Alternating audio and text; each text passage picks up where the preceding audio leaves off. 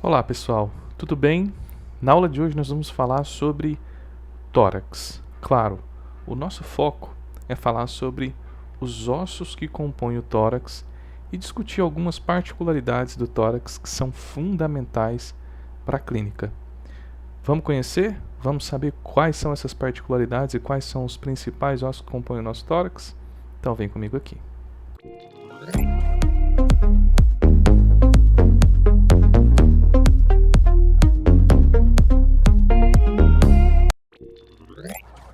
Muito bem, pessoal, olha só, vou pedir licença para vocês, para eu te desligar mais uma vez a minha facecam, porque eu vou apresentar várias imagens a vocês e eu não quero que vocês fiquem prejudicados com relação às figuras que são fundamentais para o conhecimento e o processo de ensino e aprendizagem de anatomia, tá bom? Já já a gente se vê aqui novamente. Muito bem, pessoal, olha só, para a gente falar sobre tórax, todas as vezes que a gente inicia um assunto falando sobre a anatomia, né, de uma determinada estrutura, por exemplo, qual que é a anatomia do sistema esquelético? O sistema esquelético ele é dividido em esqueleto axial e apendicular. Vamos estudar a anatomia dos ossos da cabeça. Bem, a gente sabe que os ossos da cabeça são divididos em ossos do crânio e do neurocrânio. Tudo bem? Agora, quando a gente vem para o tórax, é importante que você saiba quais são as estruturas ou os ossos que compõem o tórax, tudo bem? E aqui na frente, ó, na região anterior, ou também chamada de ventral, a gente observa essas estruturas, como, por exemplo, o externo, perfeito? As costelas e as cartilagens costais. Então, o que a gente pode destacar como sendo estruturas que compõem o tórax na região ventral, né? Nós temos aí o externo, perfeito? O externo ele é dividido anatomicamente em manúbrio, que é essa estrutura mais aqui acima, corpo, que é essa intermediária, e aqui embaixo a gente tem o processo tifoide, que eu vou destacar com vocês com mais tranquilidade, com mais cuidado nos próximos slides, tá certo? Bem, então nós temos aí a representação do externo e das costelas junto com as cartilagens costais. Eu vejo que poucos professores se atentam quando vão falar sobre tórax em falar sobre os espaços intercostais. E é importante que você saiba que nós temos 11 espaços intercostais. E qual que é a importância de saber sobre esses espaços, né, aí entre as costelas? É porque muitos desses espaços eles servem para nós como referência. Para quê? Para a realização de determinados exames, como por exemplo o eletrocardiograma. Então o eletrocardiograma ele serve, né, ele utiliza como referência alguns espaços intercostais. Quem for fazer o curso de eletro vai entender e vai perceber isso um pouco mais adiante. Então não se esqueça, nós temos 11 espaços intercostais, tá joia? Beleza, gente. Então, nós vimos aqui que na região anterior ou ventral, nós temos aí o externo, as costelas, né, com as cartilagens costais, e eu destaquei aqui em verde que não pertence aí a uma estrutura física, mas que nós temos a representação de 11 espaços intercostais. Na região posterior, nós temos 12 vértebras torácicas. Então, essas vértebras da região torácica, ou seja, do segmento torácico, perdão, são as vértebras que vão formar aí o nosso tórax, tá certo? Esse arcabouço que serve como caixa de proteção de órgãos vitais que são essenciais, como o coração, os pulmões, perfeito? Então o que a gente pode destacar de pontos mais importantes? Primeiro, é importante você saber que o tórax é a região pertinente aí, ó, entre o pescoço e o diafragma. O diafragma é o principal músculo responsável pela nossa respiração. E ele se encontra exatamente abaixo aqui, ó, dessa curvatura da nossa costela, tá certo? Ou mais pertinente, melhor dizer, abaixo aqui das cartilagens costais. Beleza, gente? Então, além disso, né, o nosso tórax ele é constituído por quem? Pelo externo, pelas cartilagens costais e os corpos das vértebras torácicas, bem como as costelas, como já foi destacado anteriormente. Beleza? Agora vamos dar ênfase aqui, ó, no nosso externo. Então veja, eu estou trazendo para vocês uma visão geral, agora a gente vai discutir estrutura por estrutura, tá certo? Primeiramente, vamos ver aqui o nosso externo. Eu já disse a vocês que o externo ele é dividido anatomicamente em manúbrio, corpo e processo chifoide. Veja que na região lateral aqui, ó, a representação, né, do que a gente chama de incisuras costais. Professor, essas incisuras costais, elas servem para quê, afinal de contas? O próprio nome, ele está mostrando para a gente que essas incisuras, elas servem para articulação entre o externo e as nossas costelas. Beleza, gente? Bem, além dessas incisuras, né, que é importante destacar a vocês, a representação delas, nós temos também aqui, ó, o que a gente chama de incisura clavicular. E é muito importante que você tenha visão e conhecimento sobre a incisura clavicular. Se você apalpar aqui, você vai perceber que a sua clavícula ela se articula com o manúbrio do externo. Então ela se articula com o manúbrio do externo, tá? Articulação externo-clavicular, e ela se articula aqui, ó, mais lateralmente, com o acrômio da escápula, articulação acrômio-clavicular. Isso é um assunto para as próximas aulas. O que eu quero que vocês saibam é que a nossa clavícula, ela se articula com o manúbrio do externo na porção medial. Tá certo? Beleza? Vamos dar sequência, gente. Muito bem, então nós temos aí a incisura clavicular, que forma, o que dá origem é chamado o quê?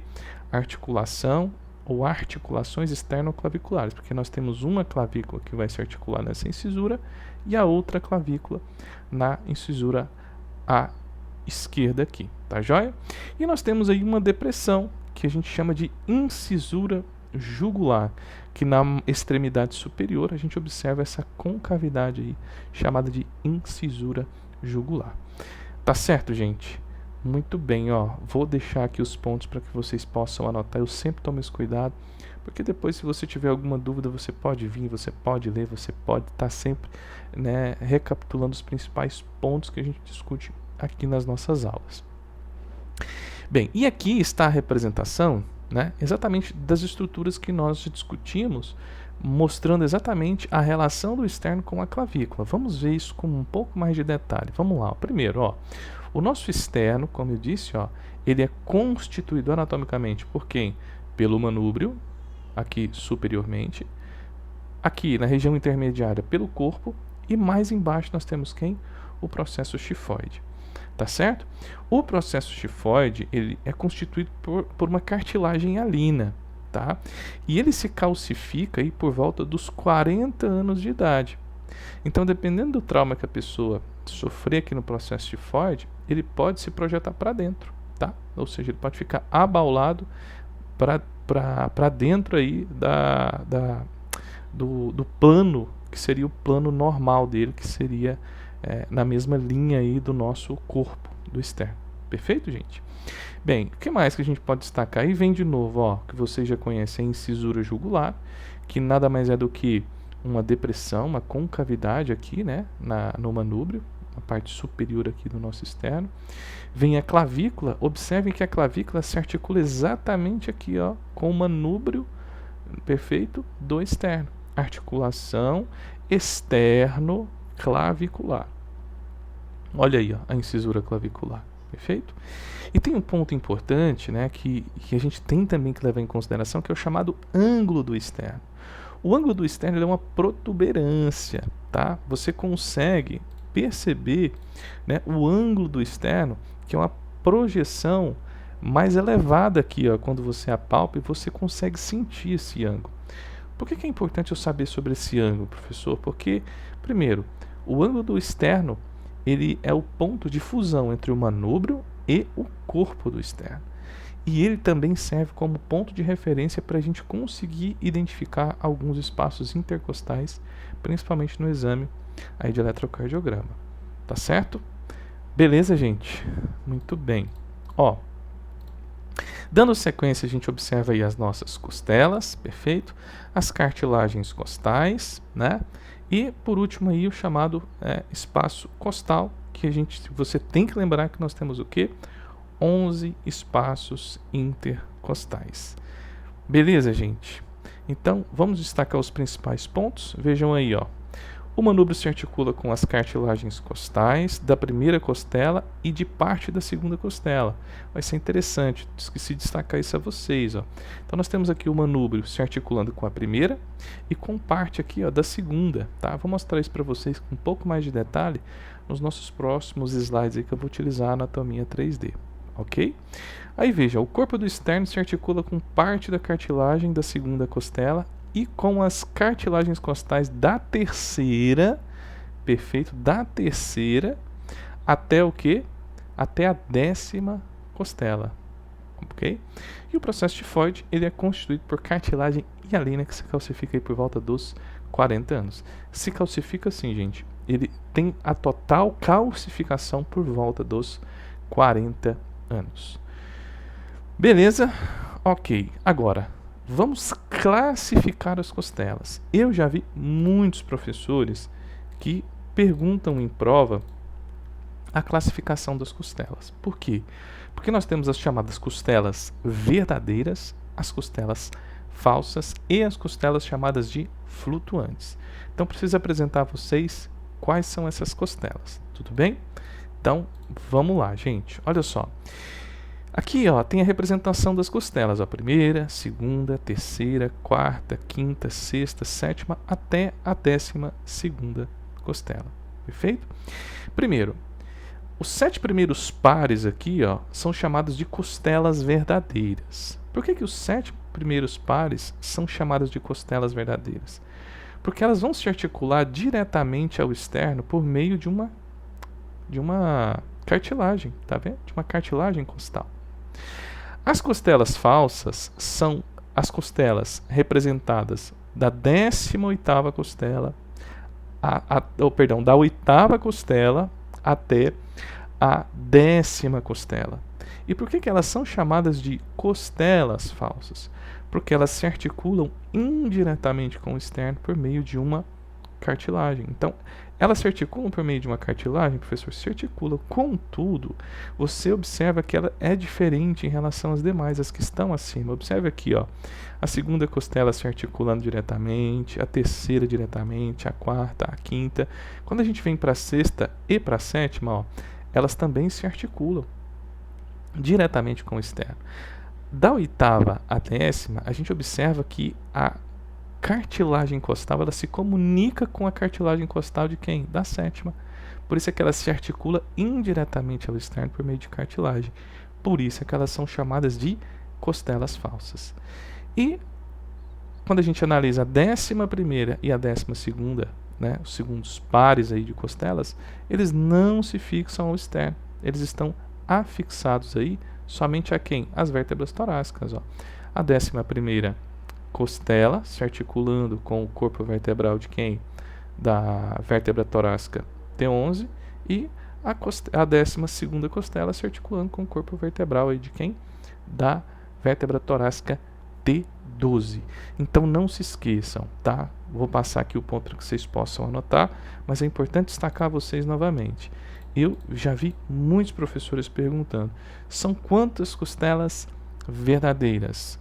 São 7 pares. São quantas falsas? São 3 pares. São quantas flutuantes? São 2 pares. Beleza, gente? Muito bem. Avançando aqui, é importante que você tenha, né, uma ideia da composição anatômica de uma costela. Quando a gente observa uma costela, o que a gente percebe? Que ela é um osso arqueado, né? E ela é dividida anatomicamente em cabeça, colo e corpo. Então, se for perguntado em uma prova qual é a divisão anatômica de uma costela, primeiro, ele é um osso arqueado, constituído por uma cabeça, um colo e um corpo. Quais são os principais pontos que eu acho importante destacar a vocês? Primeiro, nós temos aqui, ó, a face articular superior e a face articular inferior. Essa face articular superior e inferior vão se articular com a fóvea superior e fóvea inferior do corpo de uma vértebra. Articulação costovertebral, tá?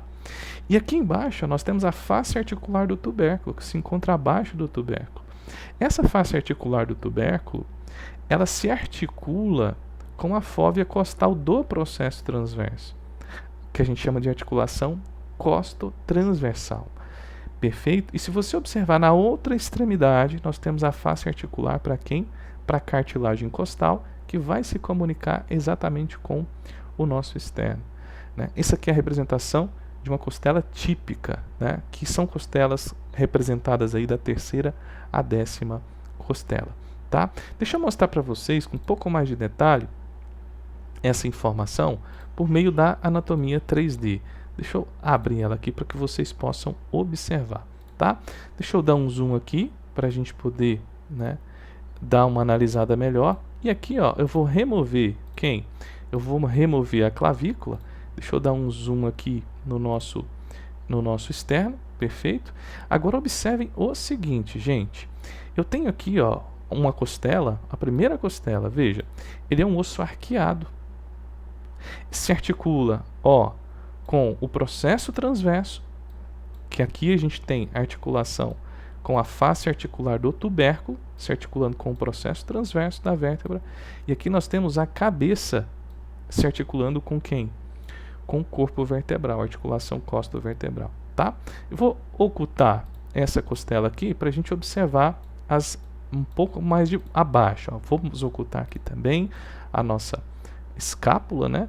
E veja, ó, vamos dar um zoom aqui nessa nossa costela, mais uma vez mostrando, ó, arqueada, é um osso arqueado que se articula aqui com o processo transverso e com as fóveas superior, tá vendo? E inferior aqui, ó.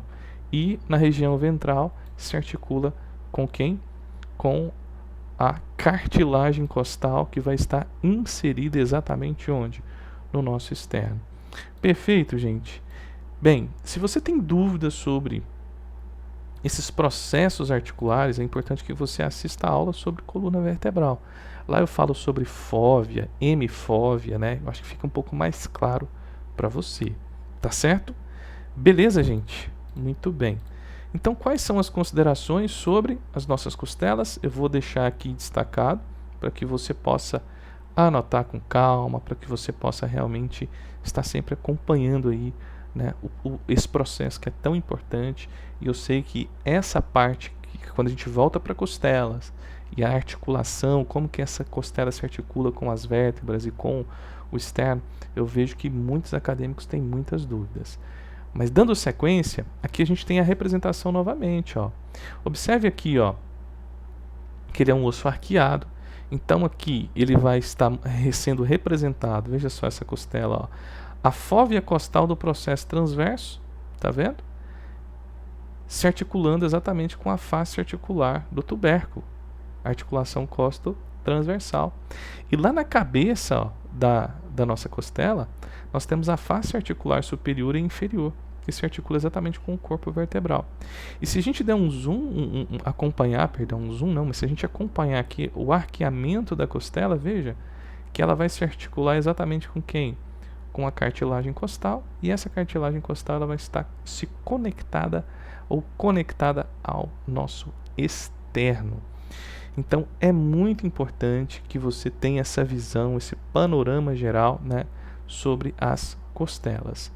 E por último, gente, eu quero mostrar para vocês aqui por meio de uma vista superior, né, as principais estruturas, né, de uma vértebra, coisa que vocês também já viram em aulas passadas, né? Observem aqui o detalhe, né? Isso daqui é o que importa para nós. Observe que o tubérculo da costela, nós vamos ter aqui, ó, a face articular para o processo transverso. E nós temos aqui a fóvea costal do processo transverso. Então, a fóvea costal do processo transverso da vértebra se articula com a face articular para o processo transverso de quem? Do tubérculo aqui da costela, a articulação costotransversal. Agora, observe que a face articular inferior, perfeito? E nós temos aqui em cima a face costal do corpo vertebral, é onde a cabeça da costela se articula com o corpo vertebral da vértebra, articulação costo-vertebral. Então, essas são as duas principais articulações que você tem que saber entre costela e vértebra. Costotransversal, onde o tubérculo da costela se articula com o processo transverso da vértebra, e aqui a articulação costovertebral, onde a cabeça da costela se articula com a fóvea do corpo vertebral. Beleza, gente? Tranquilos? E aí, pessoal, se esse conteúdo te ajudou de alguma forma, eu peço a você que se inscreva, compartilhe esse vídeo para que ele possa ajudar mais pessoas. E no mais, um grande abraço, Deus abençoe a todos e até a próxima.